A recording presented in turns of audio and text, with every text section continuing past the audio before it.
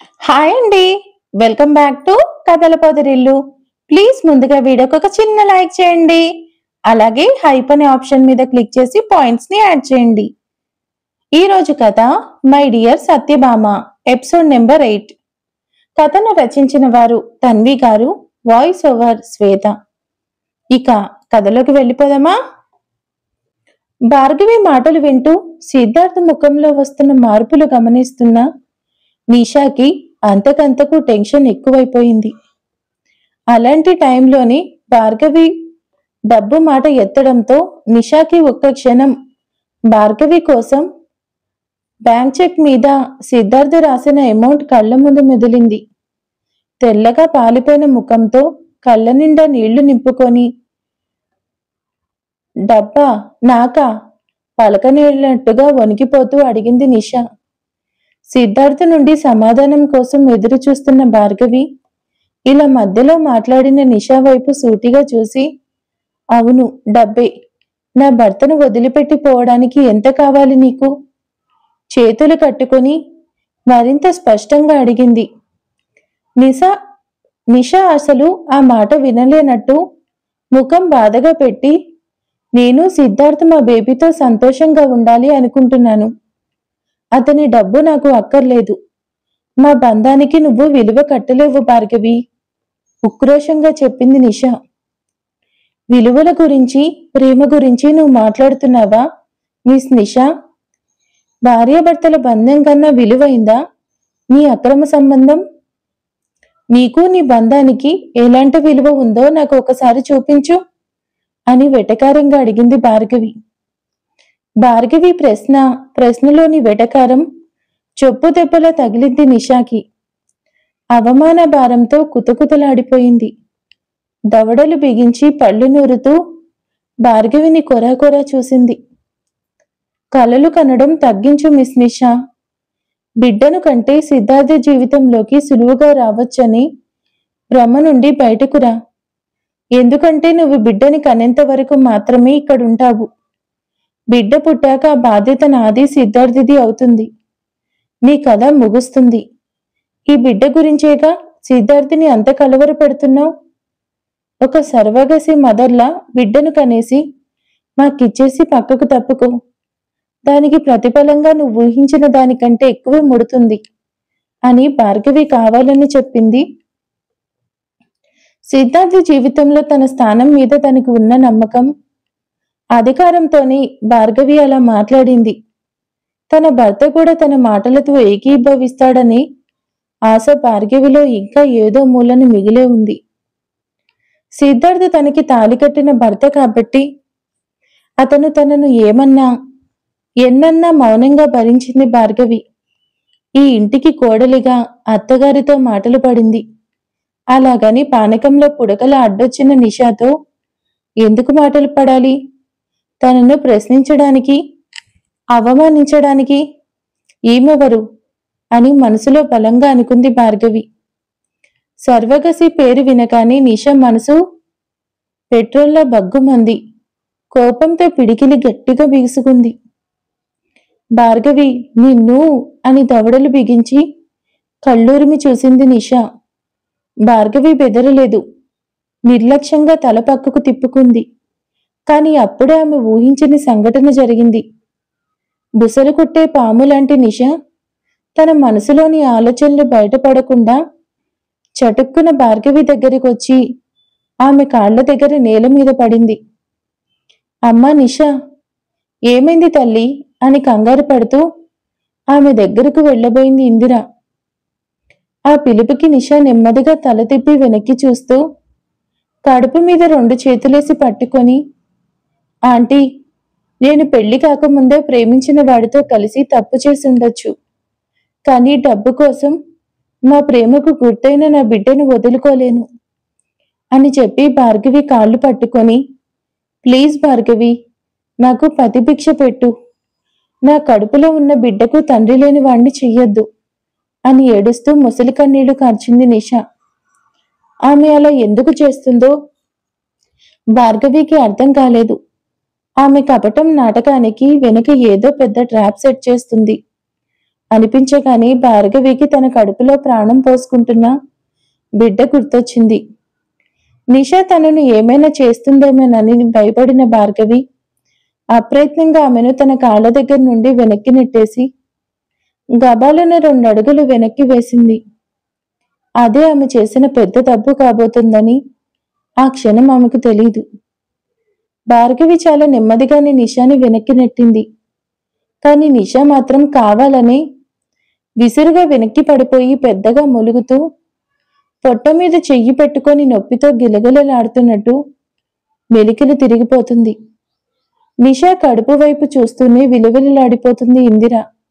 నా మనవడు అని తలుచుకోగానే ఆమెకి గుండాగినంత పనయింది. తన కళ్ళెదుటే భార్గవి అలా చేయడంతో కంట్రోల్ చేసుకోలేకపోయాడు సిద్ధార్థ్. భార్గవిని లాగి చెంప మీద గట్టిగా కొట్టాడు.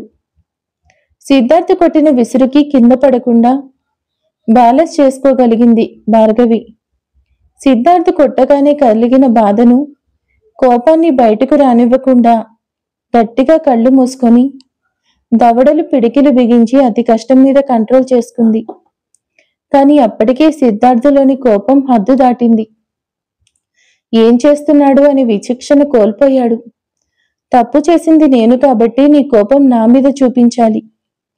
అంతేకాని నిషా కడుపులో ఉన్న బిడ్డ మీద నీకేంటంత కోపం? పిల్లలు లేని నీ వల్ల నిషాకి ఎప్పటికైనా ప్రమాదమే. ఇంత జరిగాక నా మనసులోనే కాదు, ఈ ఇంట్లో కూడా నీకు చోటు లేదు. గెట్ అవుట్ అంటూ భార్గవి మెడ గట్టిగా పట్టుకుని గది బయటకు విసురుగా తోసేశాడు సిద్ధార్థ్.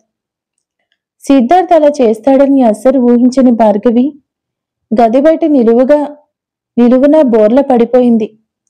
ఆ సమయంలో ఆమె కడుపులో ఉన్న బిడ్డను కాపాడుకునే ప్రయత్నంలో భాగంగా బ్యాలెన్స్ తప్పి ఆమె బరువంతా చేతి మీద పడడంతో విపరీతమైన నొప్పి కలిగి తట్టుకోలేక గట్టిగా అరిచింది భార్గవి. అదంతా చూసి నిషా, ఇందిర షాక్ అయ్యారు. కాని వాళ్ళకి కావాల్సింది కూడా అదే కాబట్టి ఇక భార్గవి వాళ్ళ జీవితాల్లో ఉండదు అనుకోగానే వాళ్ళ కళ్ళల్లో రాక్షసానందం మెరిసింది. చేతికైన ఆ గాయం కన్నా సిద్ధార్థ్ ప్రవర్తనతోనే భార్గవి మనసుకి పెద్ద గాయమే అయ్యింది. బహుశా అది ఎప్పటికీ మానదేమో. 5 సంవత్సరాల తన ప్రేమ కళ్ళ ముందు కదలాడుతుంటే సిద్ధార్థని రెప్పవేయకుండా సూటిగా చూసింది భార్గవి. ఇంతలోనే అతను లోపలికి వెళ్లి డివోర్స్ పేపర్స్ తెచ్చి భార్గవిని కోపంగా చూస్తూ ఆమె ముఖం మీదకు విసిరేశాడు సిద్ధార్థ్. భార్గవి ముఖానికి విసురుగా తగిలిన పేపర్స్ నెమ్మదిగా కిందికి జారిపడ్డాయి. నెమ్మదిగా కళ్ళు దించి పేపర్స్ ని చూసింది భార్గవి. సైన్ చేయి భార్గవి, ఇంకా మనం కలిసి ఉండడంలో ఎలాంటి అర్థం లేదు. బంధానికి కావలసింది నమ్మకం. ఇప్పుడు నీ ప్రవర్తనతో నీ మీద నాకున్న నమ్మకం పోయింది. నీ వల్ల నా బేబీకి ప్రమాదం ఉంది. నిన్ను నమ్మి నిషా ప్రాణాలు రిస్క్ లో పెట్టలేను ఆవేశంగా అన్నాడు సిద్ధార్థ్. సిద్ధార్థ్ ఒక్క మాట ఒక్క ఈటల భార్గవి గుండెల్లో లోతుగా దిగబడుతుంది. నా ప్లేస్లో ఎవరైనా ఉండి ఉంటే ఈ పాటికి నానా యాగి చేసి కుటుంబం పరువు నడి రోడ్డు మీద పెట్టేవాళ్ళు అనుకుంటూ అందరినీ ఒక్కసారి చూసింది. ఎవరి ఈగో వాళ్ళది. వాళ్ళ ఆలోచనలో స్వార్థం తప్ప నిజం లేదు. చివరిగా భార్గవి చూపులు సిద్ధార్థ్ దగ్గర ఆగాయి. హా, నన్ను వదిలించుకోవాలని ముందుగానే ప్లాన్ చేసుకొని ఇదంతా చేశాడన్నమాట. అందుకే డివోర్స్ పేపర్స్ కూడా పక్కాగా రెడీ చేసుకున్నాడు అని ఆలోచించుకున్న భార్గవిలో ఇన్నేళ్లుగా అతనిపై పెంచుకున్న ప్రేమ చచ్చిపోయింది. అంతే, ఒక్కసారిగా ఆమె ఏడుపు ఆగిపోయింది. కదపలేకపోతున్న చేతిని బలవంతంగా స్వాధీనంలోకి తెచ్చుకొని నెమ్మదిగా కళ్ళు తుడుచుకుంది. పైకి లేచి అతను విసిరేసిన పేపర్స్ చేతిలోకి తీసుకొని చూస్తూ, నా వల్ల ప్రమాదమా? తనలో తానే అనుకుంటూ, నమ్మకం గురించి నువ్వు మాట్లాడుతున్నావా సిద్ధార్థ్?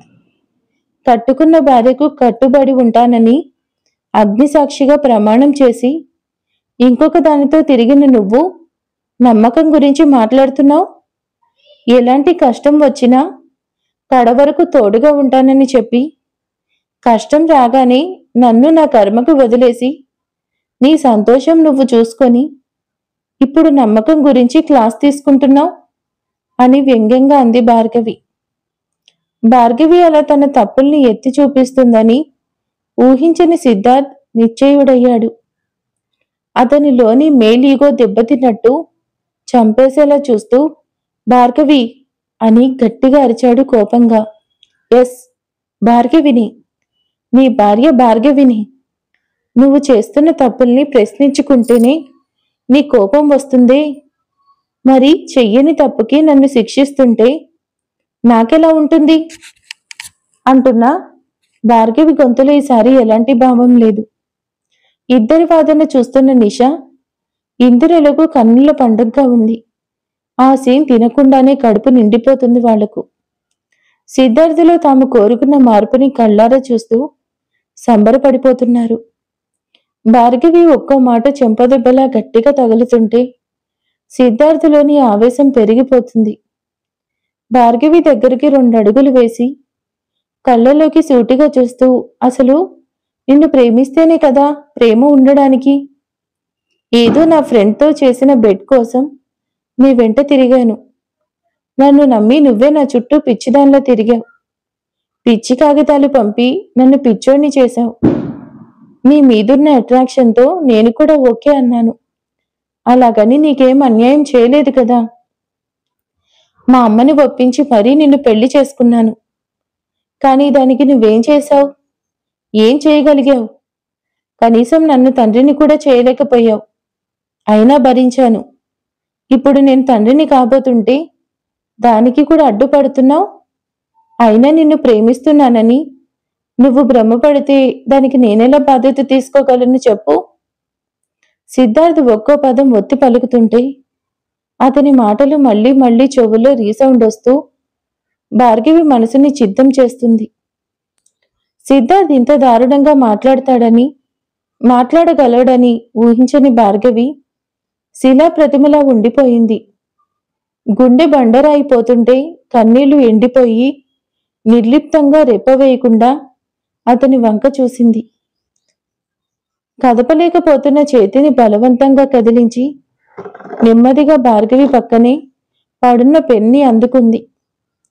ఇక అతనితో మాట్లాడి ఉపయోగం లేదని అర్థమైంది అవడంతో సైన్ చేయబోతూ ఒక్క క్షణం ఆగి తలెత్తి సిద్ధార్థ వంక చూసింది. అతని మనసు మార్చుకోవడానికి ఇదే ఆఖరి అవకాశం అన్నట్టు. కాని సిద్ధార్థ్ కోపంగా చూపు తిప్పుకున్నాడు. నిషా ఇందిరల మొహాల్లోని మతాపుల వెలుగుల్లో పట్టించుకోకుండా సైన్ చేసేసి పేపర్స్ సిద్ధార్థ్ మీదకి విసిరేసింది భార్గవి. నిర్లక్ష్యంగా కాగితాలన్నీ చిందరవందరగా నేల మీద పడ్డాయి. ఆ పేపర్స్ ని గబగబా ఏరి చెక్ చేసుకుని సంతోషంగా సిద్ధార్థ చేతిని గట్టిగా పట్టుకుంది నిషా. భార్గవి డైవర్స్ పేపర్స్ మీద సైన్ చేయగానే ఆమె ముందుకొచ్చి కళ్ళలోకి సూటిగా చూస్తూ, సైన్ చేశావు కదా, సంతోషం. ఇంకొక్క క్షణం కూడా నువ్వు నా ఇంట్లో ఉండడానికి వీల్లేదు. బయటికి పో. గుడ్లూరుముతూ ఎంట్రన్స్ వైపు చెయ్యి చూపించింది ఇందిర. కొంచెం కూడా మానవత్వం లేని ఇలాంటి మనిషినా నేను ఇన్నేళ్లు తల్లిలా గౌరవించింది అనుకొని అసహ్యంగా చూస్తూ గదిలోకి వెళ్ళింది భార్గవి. అది గది కాదు, జ్ఞాపకాల గని. భార్గవికి ఎన్నో ఏళ్ల అనుభవం ఉంది దానితో. కష్టాలు, సుఖాలు, అవమానాలు, బాధలు, తన కన్నీళ్లు ఇలా ఎన్నింటినో తమలో నింపుకున్నాయి ఆ గదిలోని వస్తువులు. కళ్ళల్లోంచి జారిపోయిన కన్నీరుని బలవంతంగా ఆపేస్తూ దీనికి సిద్ధార్థ్ అర్హుడు కాదు అని బలంగా శ్వాస తీసుకొని వదిలి టేబుల్ మిర్రర్లోని తన ప్రతిరూపం కొత్తగా కనిపిస్తుంటే దానినే కొన్ని నిమిషాల పాటు తదేకంగా చూసుకుంది భార్గవి. మనం అమ్మానాన్నలు కాబోతున్నాం అని సిద్ధార్థికి డైరెక్ట్గా చెప్పడానికి ఇక్కడే ఈ మిర్రర్ ముందే ఎన్ని రకాల ట్రయల్స్ వేసిందో గుర్తుకొచ్చి వెక్కిరిస్తుంటే నిర్లిప్తంగా చిన్న నవ్వు నవ్వుకుంది భార్గవి. మిర్రర్లోంచి వెనుకున్న గోడ ఖాళీగా కనిపించడంతో ఆమె బ్రుకుటి ముడిపడింది. వెనక్కి తిరిగి చూసింది. అక్కడ ఉండాల్సిన తమ పెళ్లి ఫోటో గోడకు ఓ మూల పడి పగిలిపోయి కనిపించింది. సిద్ధార్థ్ భార్గవి మెడ చుట్టూ 2 చేతులతో అల్లుకొని నుదురు నుదురు ఆనించి ఇద్దరు కళ్ళలోకి ప్రేమగా చూసుకుంటుండగా ఒక సైడ్ నుంచి తీసిన అందమైన ఫోటో అది. ఆ ఫోటోలో ఇద్దరి మొహాల్లో సంతోషం వెలిగిపోతూ కళ్ళలోని ప్రేమ కొట్టొచ్చినట్టు స్పష్టంగా కనిపిస్తుంది. ఫోటో గ్లాస్ లాగానే ఇప్పుడు భార్గవి మనసు కూడా చిన్న చిన్న ముక్కలైపోయింది. తన సంపాదనతో కొనుక్కున్న కొన్ని శారీస్, డ్రెస్సెస్ తన బ్యాగ్లో సర్దుకొని శ్వాస బలంగా పీల్చుకొని వదిలింది. భార్గవి తన గదిలోంచి బయటకు వచ్చేసరికి సిద్ధార్థ్ ఆఫీస్కి వెళ్ళిపోయాడు. అత్తాకోడలి విజయాన్ని సెలబ్రేట్ చేసుకోవడానికి కిచెన్లోకి వెళ్ళిపోయారు. ఇందిర నిషా కోసం స్పెషల్గా స్వీట్ చేస్తుంటే నిషా తానెంత సంతోషంగా ఉందో అత్తగారికి చెబుతూ ఆగకుండా ముచ్చట్లు చెప్తూనే ఉంది. ఉదయం 9:30 అయింది. డిపార్ట్మెంట్ హెడ్స్, మేనేజర్తో సహా ఇంపార్టెంట్ పర్సన్స్ అందరూ కాన్ఫరెన్స్ హాల్లో కూర్చొని సిద్ధార్థ్ కోసం ఆఫీసులో వెయిట్ చేస్తున్నారు. కొత్త ప్రాజెక్టుల గురించి ముఖ్యమైన నిర్ణయాలు తీసుకోవడానికి ఈ మీటింగ్ ఏర్పాటు చేశారు. 10 అవుతున్నా కానీ ఇంకా తమ బాస్ వస్తున్న జాడ లేకపోవడంతో ఎప్పుడు లేటుగా రావడం ఏంటో తెలియని వ్యక్తి గత 2 రోజుల నుంచి కాస్త డిఫరెంట్గా ప్రవర్తిస్తుండడం గమనిస్తున్న స్టాఫ్కి విచిత్రంగా అనిపించింది. అందరూ క్యూరియాసిటీగా పక్కవారితో ఏం జరుగుంటుంది అని గుసగుసలాడుకుంటున్నారు. అందులో ఉన్న ఒక లేడీ ఎంప్లాయీ పక్కనే ఉన్న ఇంకొక కొలీగ్తో, ఈ మధ్య మన బాస్లో వస్తున్న మార్పుని గమనించావా? ఎప్పుడూ లేనిది లేటుగా వచ్చి త్వరగా వెళ్ళిపోతున్నారు. ఇంపార్టెంట్ ప్రాజెక్టుని కూడా వదిలేశారట. ఎందుకో మరి నీకేమైనా తెలుసా అని గొంతు తగ్గించి అడిగింది. బాస్ గురించి గాసిప్స్ కావడంతో పక్కన ఉన్నామి ముఖం నిండా నవ్వు పులుముకొని రహస్యం చెప్తున్నట్టుగా దగ్గరకు చెరగమని సైగ చేసింది. ఆమె దగ్గరకు రాగానే నిషా ప్రెగ్నెంట్ అయ్యింది. బాస్ ఆ టెన్షన్లో ఉన్నారేమో. గొప్ప విషయం తెలుసుకున్నట్టు నవ్వింది. ఆ మాట వింటూని ఆవిడ షాక్ అయిపోయింది. వాట్, నిషా ప్రెగ్నెంటా? కానీ అదెలా సాధ్యం? నువ్వెలా తెలుసుకున్నావు? క్యూరియాసిటీగా అడిగింది. నిన్న సార్ని అర్జెంటుగా కలవాలని నిషా వచ్చింది. కానీ సార్ నిన్న బాగా లేటుగా రావడంతో ఏమైందో ఏమో కలవకుండానే వెళ్ళిపోయింది. నాకు అనుమానం వచ్చి సార్కి ఇమ్మన్న కవర్ని ఓపెన్ చేసి చూశాను. అందులో నిషా ప్రెగ్నెంట్ అని రిపోర్ట్ ఉంది. నిషా సార్తో చనువుగా ఉండడం మనకు తెలిసిందే కదా. పెళ్లి కాకుండానే తల్లయ్యి ఆ రిపోర్ట్ సార్కి ఇచ్చిందంటే ఏమాత్రం అర్థం చేసుకోలేమా అని మూతి తిప్పుతూ చెప్పింది. వీళ్ళిలా గుసగుసలాడుకుంటుంటే పక్కనున్న ఒక ఆమె వీరిద్దరి వైపు చూసి షూ అని సైగ చేసింది. బాస్ బయటికి వెళ్ళినప్పుడు ఇలా మాట్లాడుకోవడం అందరికీ అలవాటే కావడం వల్ల త్వరగానే సర్దుకున్నారు. సిద్ధార్థ్ ఎప్పటిలానే ఫుల్ సూట్లో హుందాగా లోపలికి వచ్చాడు. కానీ ముఖంలో మార్పులు ఎవరికైనా సులువుగా అర్థమయ్యేలా ఉన్నాయి. తెల్లని ముఖం పాలిపోయి కళ్ళ కింద నల్లని వలయాలు స్పష్టంగా కనిపిస్తున్నాయి. లోపలికి పీక్కుపోయిన కళ్ళు నిశ్చితంగా ఉన్నాయి. పర్సనల్ లైఫ్లో ఎలా ఉన్నా వాటి ప్రభావం బిజినెస్ మీద పడనివ్వడు సిద్ధార్థ్. అందుకే మీటింగ్ని సక్సెస్ఫుల్గా ముగించాడు. మీటింగ్ అయిపోయాక తన క్యాబిన్లోకి వెళ్ళి అలవాటుగా సిగరెట్ వెలిగించి కిటికీ దగ్గరకు నడిచాడు సిద్ధార్థ్. అంతులేని ఆలోచనలో మునిగిపోయి లెక్క లేకుండా సిగరెట్లను కాల్చి బూడిద చేశాడు. ఆ పొగ గుండెల్లో చేరి ఉక్కిరిబిక్కిరి చేస్తున్నా కూడా పట్టించుకోలేదు. చివరి వరకు కాలిన సిగరెట్ వేళ్లకు పట్టిన చురుక మంటతో ఒక్కసారిగా దాన్ని విసిరేశాడు.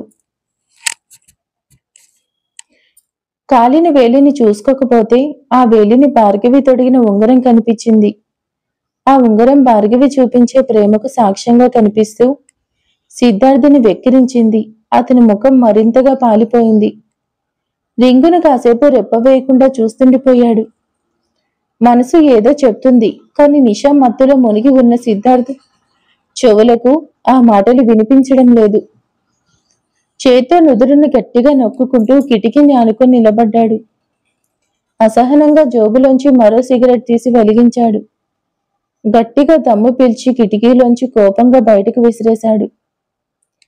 మరో పక్క ఇంట్లో చాలాసేపటి నుంచి కిచెన్లో దూరి కష్టపడి అన్ని వంటలు చేస్తున్నా కూడా ఇందిర ముఖంలో ఎలాంటి విసుగు చిరాకు లేకుండా చిరునవ్వుతో వెలిగిపోతుండడం డైనింగ్ టేబుల్ దగ్గర చైర్లో కూర్చొని చూస్తూనే ఉంది నిషా. ఇందిర కిచెన్ నుండి డైనింగ్ టేబుల్ దగ్గరకు రకరకాల వంటలు తీసుకొచ్చి సర్దింది. నిషాతో కబుర్లు చెప్పుకుంటూ వంట చేస్తుంటే ఇందిరకు అలసటే తెలియట్లేదు. నిషా తాను చెప్పిన ప్రతిదానికి సరేనని తలూపడం, అన్నీ మీకే తెలుసనని పొగుడుతుండడం వల్ల ఇందిరకి ఇంకా నచ్చేసింది. ఏం వండారాంటీ? ఇప్పుడు ఇప్పుడు ఇంత కష్టపడి వంట చేయడం ఎందుకు? హాయిగా కూర్చొని నాతో కబుర్లు చెప్పండి. మీతో మాట్లాడుతుంటే నాకు అస్సలు బోరు కొట్టట్లేదు అంటున్న నిషా మాటల గారిడిలో సులువుగా పడిపోయింది ఇందిర. ఆ మాటలకు ముడుసుకుపోతూ నిషా ప్లేట్లో వడ్డించింది. వెజ్, నాన్ వెజ్ కలుపుకొని దాదాపు 6-7 రకాలు వండింది ఇందిర. ఆంటీ ప్లీజ్, నేను ఇంత హెవీగా తినలేను. నా కడుపు పట్టదు. గారం పోయింది నిషా. ఆ మాటకు ఇందిర నిషా వంక చూస్తూ, అలా అంటే ఎలా నిషా? ఇవన్నీ నీకోసం కాదు, కడుపులోని నా మనవడి కోసం. నా మనవడు బలంగా పుట్టాలని ముందే అన్నీ తెలుసుకున్నాను. నువ్వు ఇంతకు ముందులా 0 సైన్స్ మెయింటైన్ చేయడం కోసం డైటింగ్ చేస్తూ కడుపు మార్చుకుంటే అస్సలు కుదరదు. నేను పెట్టినవన్నీ తిని తీరాల్సిందే. నేను నా మనవడిని రిస్క్లో పెట్టలేను. ఇక నుంచి వాడి బాధ్యత నాది. నేను చెప్పింది చేయడం, పెట్టింది తినడం ఒక్కటే నీ పని. ముద్దుగా కసురుకుంటూ ఆర్డర్ వేసింది ఇందిర. ఆమె ధోరణి ఇబ్బందిగానే ఉన్నా తాను ఆ ఇంట్లో కోడలుగా అడుగు పెట్టాలంటే ఇవన్నీ భరించక తప్పదని బాగా అర్థమైపోయింది నిషాకి. ప్లేట్లో పెట్టిన దాన్ని టేస్ట్ చేసి, మీరు సూపర్గా ఉండారంటీ, అదిరిపోయాయి. ఈరోజు ఇలా కమ్మగా వండి పెడతాను అంటే ఎందుకు వద్దంటాను చెప్పండి? ఇందిరను పొగడే పనిలో పడింది నిషా. మీరు కూడా కూర్చోండి ఆంటీ, ఇద్దరం కలిసి తిందాం అంటూ ప్లేట్లో వడ్డించింది నిషా. సిద్ధార్థ్ ఇంకా రాలేదు కదా నిషా, వాడు తినకుండా తినలేను, అసలే ఉదయం కూడా ఏం తినకుండా హడావిడిగా వెళ్ళిపోయాడు అంటున్న ఇందిర మాటల్లో తల్లి ప్రేమ పొంగుతుంది. నిషా ఒక్క క్షణం ఆలోచించి, ఆంటీ మీరు త్వరగా తిని టాబ్లెట్స్ వేసుకోకపోతే హెల్త్ పాడవుతుంది. సిద్ధార్థ్ వచ్చాక నేనే దగ్గరుండి జాగ్రత్తగా వడ్డిస్తాను కదా, మీరు కంగారు పడకుండా ప్రశాంతంగా తినండి. నేనున్నాను కదా ఆంటీ, అన్నీ నేను చూసుకుంటాను అని భరోసా ఇస్తూ ఇందిరను మరో మాట మాట్లాడనివ్వకుండా బలవంతంగా చైర్లో కూర్చోబెట్టి ప్లేట్ అందించింది నిషా. తామిద్దరికీ పరిచయమై కొన్ని గంటలే అవుతున్నా కొత్తవారిలా కాకుండా ఎన్నో ఏళ్ల నుంచి అన్యోన్యంగా కలిసుంటున్న వారిలో ఇంకా చెప్పాలంటే తల్లి కూతుర్లలా కలిసిపోయిన నిషాపై మంచి అభిప్రాయం ఏర్పడింది ఇందిరకి. స్టైల్, ఫ్యాషన్, స్టేటస్ ఇలా చాలా విషయాల్లో నిషాతో భార్గవిని కంపేర్ చేసుకుంది. అందుకే భార్గవి కంటే నిషానే కొడుకుకి భార్యగా, తనకు కోడలిగా సరైందని మనసులోని నిశ్చయించుకుంది ఇందిర. అదే ఇప్పుడు చేతుల్లో కూడా చూపెడుతుంది. సిద్ధార్థ భార్గవిని కాకుండా ముందే నిషాని కలిసి ఉంటే, ప్రేమించి పెళ్లి చేసుకుంటే బాగుండేది. ఇన్నేళ్లు మనవడి కోసం ఇంతలా బాధపడి ఉండాల్సి వచ్చేది కాదు. నిషా వల్ల ఇంటి హోదా, గౌరవాలు రెట్టింపు అయ్యేవి. మేమంతా సంతోషంగా ఉండేవాళ్ళం. కానీ ఆ భార్గవి ఎక్కడో పల్లెటూరు నుంచి మా జీవితాల్లోకి వచ్చి ఇంటిని చీకటి చేసేసింది.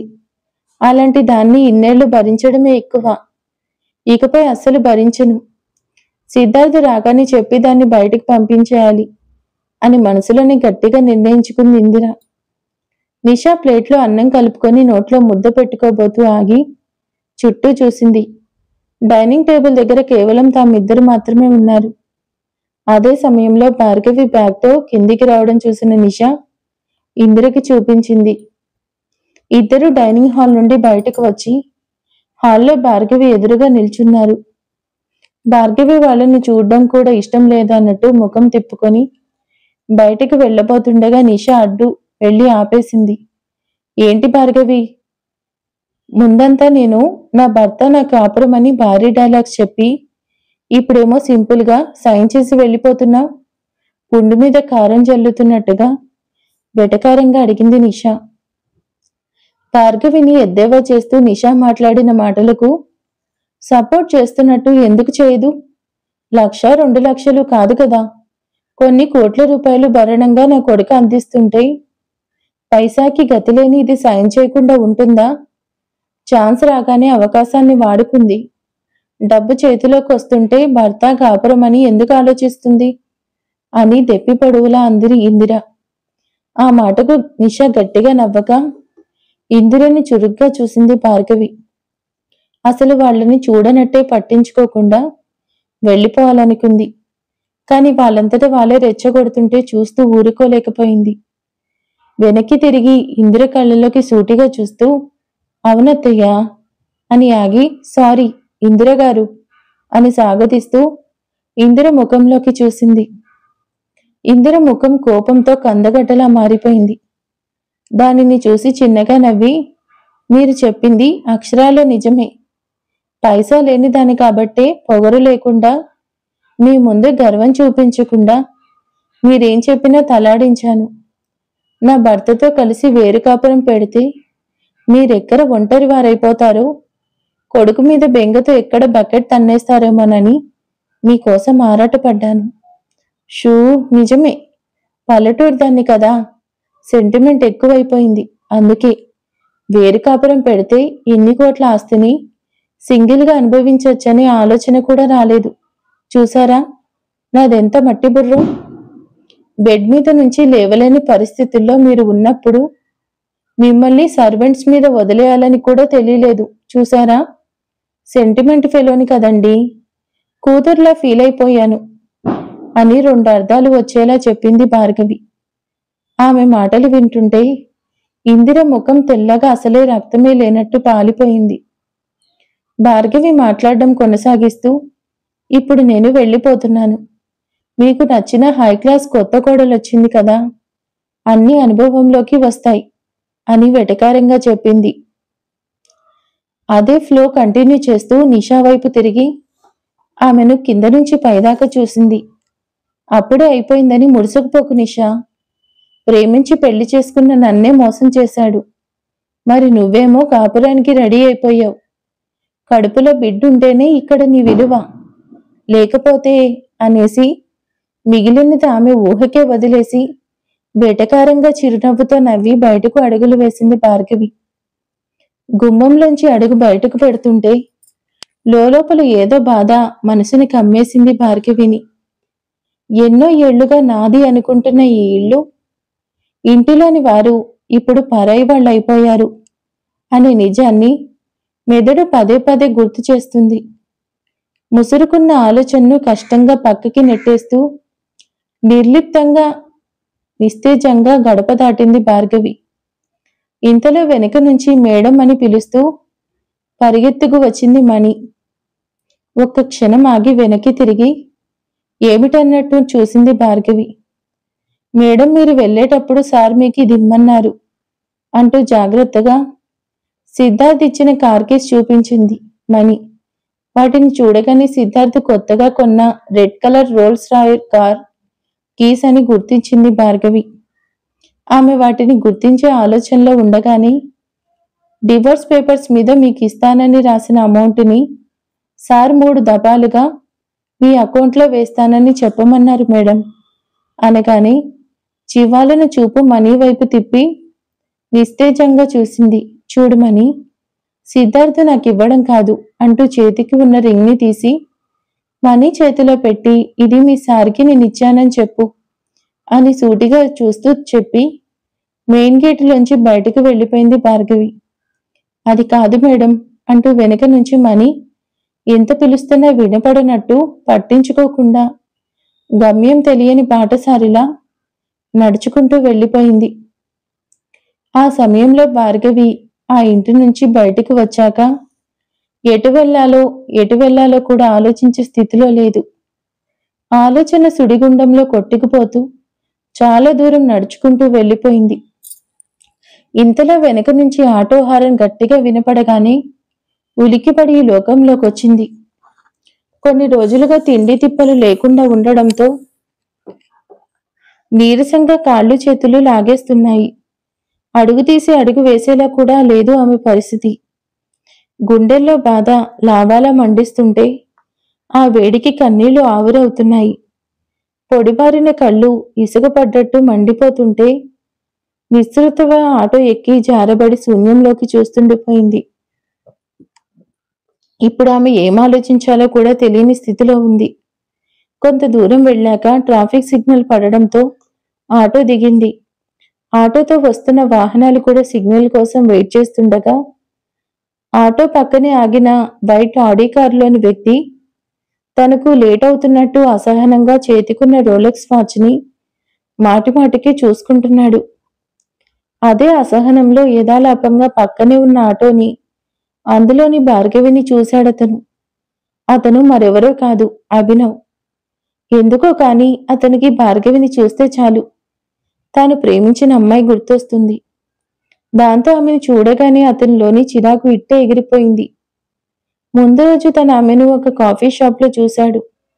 ఎందుకో తెలీదు కాని అతని మనసు ఆమె మీదనే నిలిచిపోవడంతో ఆసక్తిగా ఆమెని గమనించాడతను.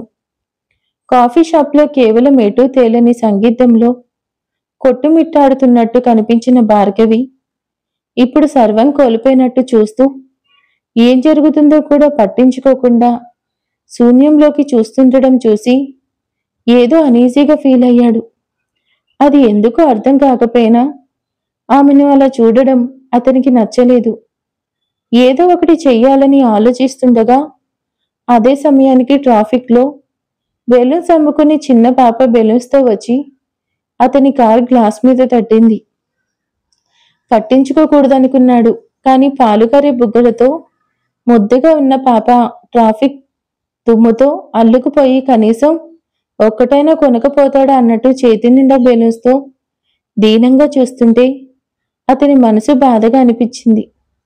వెళ్ళిపోమ్మనడానికి మనసు రాక వాలెట్ తీసి లోపలున్న డబ్బులు మొత్తం ఆ పాప చేతిలో పెట్టాడు. ఆ పాప కళ్ళు ఆ డబ్బును చూడగానే సంతోషంతో మెరిసిపోయాయి. ఆ పాప బెలూన్స్ అన్ని అతనికి ఇవ్వబోతుంటే ఆపి పాపకి వెనుక వైపున్న ఆటోలోని భార్గవిని చూపించి ఆమెకి ఇవ్వమన్నట్టు సైగ చేసి చెప్పాడు. పాప నవ్వుకుంటూ మరేం మాట్లాడకుండా ఆటో వైపు తిరిగి భార్గవి చేతిని మెత్తగా తట్టింది. ఆలోచనలో ఉన్న భార్గవి ఉలిక్కిపడి పాపను చూసింది. పాప బెలూన్స్ దారాలన్నీ భార్గవి చేతికి అందించింది. నాకెందుకు అన్నట్టు అయోమయంగా చూసింది భార్గవి. పాప నవ్వుతూ పక్కనే ఉన్న కారులోని అతన్ని చూపిస్తున్న సమయంలోనే సిగ్నల్ పడడంతో రెడీగా ఉన్న కారు ముందుకు వెళ్లిపోవడం ఒకసారి జరిగిపోయాయి. ఇక ఆటో కూడా కదలడంతో పాప నవ్వుతూ టాటా చెప్పింది. బెలూన్స్ ని అలాగే పట్టుకొని అప్రయత్నంగా పాపకు టాటా చెప్పింది భార్గవి.